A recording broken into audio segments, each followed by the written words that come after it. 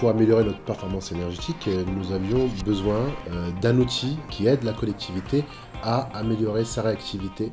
Et donc, nous avons mis en place un système de suivi en temps réel avec un logiciel qui analyse donc les consommations des différents bâtiments de la ville qui sont raccordés avec des capteurs communicants.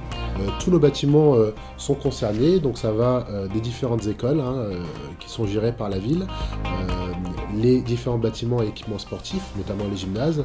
Notre lutte à la ville de Drancy concerne tous les bâtiments publics. Alors ici, on est dans une école à Drancy, dans un local de compteurs d'eau, où il y a des compteurs qu'on a équipés afin de collecter la donnée et de la restituer dans leur portail de gestion des fluides.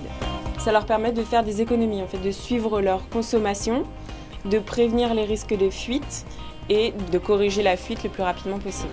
À Drancy, on gère plus de 50 sites, 230 points de comptage en eau, 30 points de comptage en électricité et une sonde de température.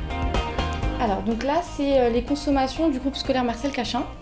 Donc là vous avez minuit 23h. Ce que vous voyez en jaune c'est l'écoulement permanent. Donc c'est-à-dire une consommation en continu. Donc là moi ce que je peux interpréter lorsque je vois ce graphique là, c'est que comme c'est un groupe scolaire, normalement il n'y a pas de consommation à partir de 8h.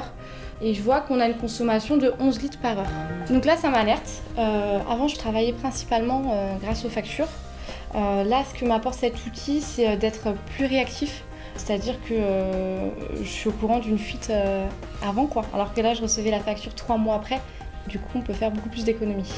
Depuis l'installation de ce type de système qui améliore aujourd'hui notre activité, on réalise entre 200 000 et 400 000 euros d'économies chaque année sur les fuites d'eau et qui correspond en réalité à peu près au coût du matériel. Donc en réalité, cet investissement-là a été rentabilisé en moins d'un an.